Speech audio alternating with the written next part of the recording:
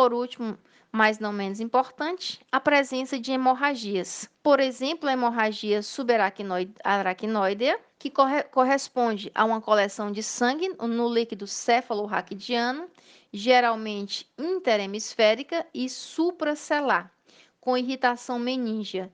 Neste caso dessas hemorragias, existe uma ruptura de veias ou artérias na base do crânio, como se pode observar aqui, ó. Rupturas. A imagem não está assim tão característica, mas pode-se observar aqui umas linhazinhas.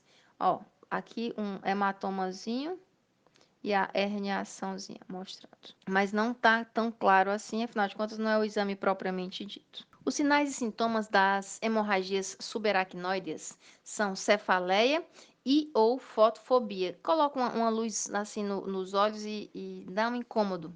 Náuseas e vômitos são possíveis sinais e sintomas, mas como eu já disse outrora, depende da intensidade e da localização do trauma. Vamos colocar uma questãozinha para a gente ver se aprendeu? Questão 1. As causas mais frequentes de hemorragias subaracnoides são as seguintes.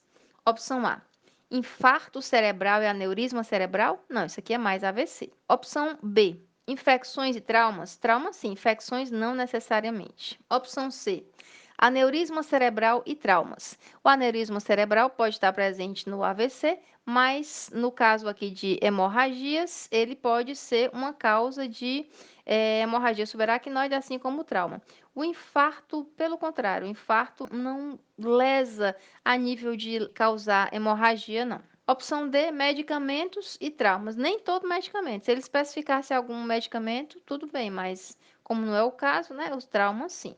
Então, o infarto aqui não, infecções não necessariamente e medicamentos não necessariamente. Então, questão 1, opção correta, opção C. Os hematomas intracerebrais ou intraparenquimatosos, hematomas, hemorragias, referem-se a uma coleção de sangue intraparenquimatosa.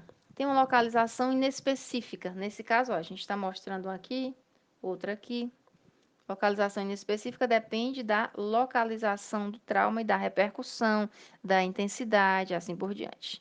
Os sinais e sintomas nestes casos podem advir com déficit neurológico, dependendo da área afetada e da extensão do acometimento. Foi o que nós colocamos. Por exemplo, se houver um trauma a nível frontal, é bem possível que o paciente tenha alguma repercussão motora. Se o trauma, por sua vez, for a nível occipital, é possível que o paciente tenha alguma repercussão visual e assim por diante. E as penetrantes, nós não colocamos nada porque já mostramos outrora algumas coisas, mas refere-se, por exemplo, à penetração por arma branca ou por arma de fogo. A gente mostrou lá uma faca, que é uma arma branca, mas pode ser também uma bala, por exemplo, né? Aí seria uma arma de fogo. Lembrando que quando a bala penetra no cérebro, quer dizer, no interior do cérebro e de outras partes do corpo, ela vem não como um corpo estranho, porque a velocidade da bala é tão grande que ela vem bem aquecida e esse calor a torna estéril. Por isso que muitas vezes ela nem é retirada,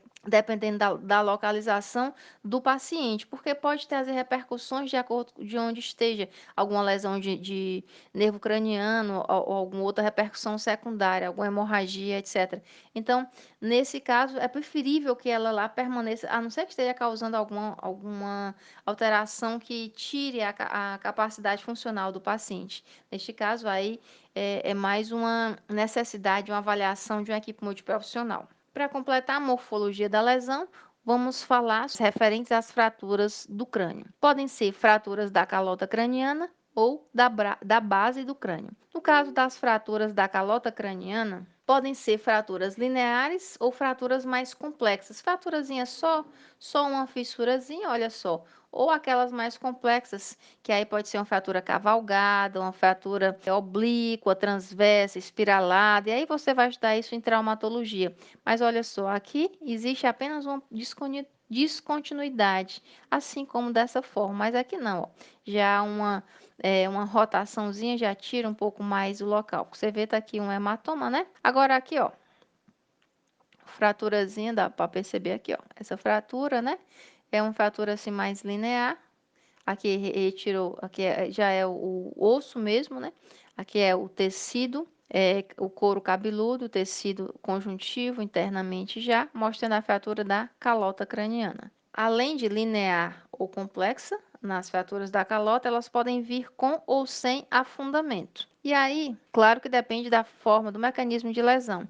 As fraturas com afundamento do crânio estão presentes no pericrânio e deixam esse pericrânio íntegro. Há apenas a fratura, mas não afunda, não tem perda de tecido interno. Apenas fragmentos ósseos comprimindo, afundando ou lesionando o cérebro, empurrando para dentro, mas não há repercussões internas como se pode observar. Já no caso da fratura exposta do crânio, aí sim, o tecido pericraniano é lacerado, o pericraniano é circundando, né? E há uma comunicação direta do couro cabeludo com o cérebro. Haveria aqui, por exemplo, se fosse uma fratura externa, uma perda desses fragmentos ósseos, um contato do meio externo com o meio interno. Nesse caso, logicamente, é bem mais complexo, porque é um risco de infecção e aí sepse e aí por diante. Então, tem que ser tratado de uma forma mais pontual. Já as fraturas da base do crânio podem ser com ou sem perda de líquido céfalo-raquidiano, com ou sem paralisia de nervos cranianos, pode haver ou não lesão cerebral da dura mater abaixo dessa fratura e, de acordo com esse tipo de repercussão, os sinais clínicos podem ser, por exemplo, por fístula, ou seja, uma fissurazinha licórica. Neste caso, pode ser otorreia no ouvido ou rinorreia no nariz. Essa fístula licórica, saindo esse líquido ou do nariz, no nariz ou do ouvido. Já o sinal clínico de equimose periorbital pode caracterizar-se por olhos de guaxinim.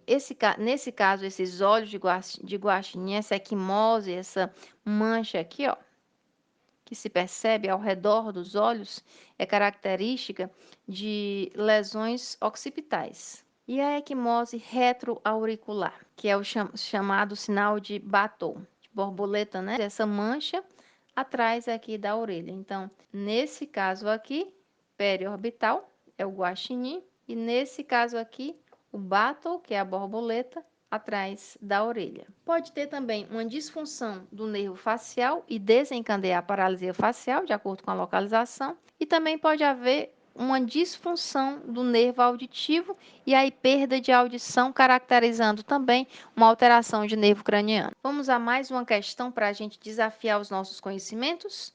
Vamos lá. Questão 2.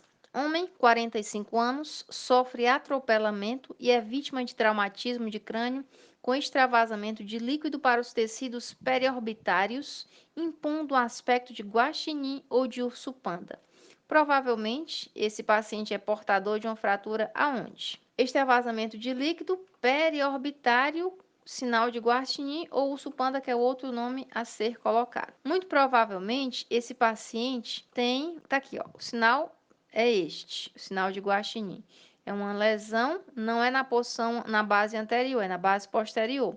Não tem nada a ver com pirâmide petrose, muito menos com célula túrcida. É na região occipital, que é a base do crânio a nível posterior. Então, questão 2, opção certa, opção D. E as lesões secundárias advindas de um traumatismo crânioencefálico podem ser hipertensão intracraniana, HIC, IC, e isquemia cerebral. No caso da hipertensão intracraniana, o líquido céfalo-raquidiano ocupa 10% do volume intracraniano e corresponde a 150 ml do sistema nervoso. De 20 a 30 ml do líquido céfalo-raquidiano está nos ventrículos e nos espaços subaracnoideus intracraniano e raquidiano. E a produção do LCR é de 0,3 a 0,4 mililitros por minuto, principalmente ocorrendo esta produção nos plexos coroides dos ventrículos laterais. E o mecanismo da IC? Ocorre alterações da circulação licórica desse líquido cefalorraquidiano ou uma obstrução em qualquer ponto da via ou ainda alguma dificuldade na reabsorção desse líquido cefalorraquidiano, de forma que ele fica em quantidade exacerbada, além da fisiológica, provocando então essa hipertensão. E a relação entre o TCE e essa hipertensão intracraniana? A extensão da lesão, que ocupa o espaço na caixa craniana, tem fator direto com essa hipertensão intracraniana. Quanto maior a extensão, provavelmente mais grave é a repercussão. Um edema, um hematoma de grande extensão vai provocar um aumento dessa pressão e, por consequência, desviar o conteúdo para o lado contrário, empurrando então esse lado contrário e aumentando essa pressão local. Outra circunstância é a obstrução da circulação licórica, levando a uma hidrocefalia. Há ainda um aumento de líquido nos espaços intersticial e ou intracelular encefálico, ou seja, pode haver o edema cerebral, aumentando ainda essa pressão intracraniana. E por último, o engurgitamento da microcirculação, ou seja, o aumento do volume sanguíneo intracraniano, que também pode levar ao aumento da pressão intracraniana. Então, são circunstâncias presentes no TCE que podem repercutir com o aumento da pressão intracraniana e é um parâmetro importante a ser mensurado no paciente com TCE para se observar o nível de gravidade e o que se deve fazer para melhorar o prognóstico desse paciente. E os valores? O valor normal é de 10 a 15 milímetros de mercúrio. Isso de uma pressão intracraniana normal, PIC, pique, pressão intracraniana normal, de 10 a 15.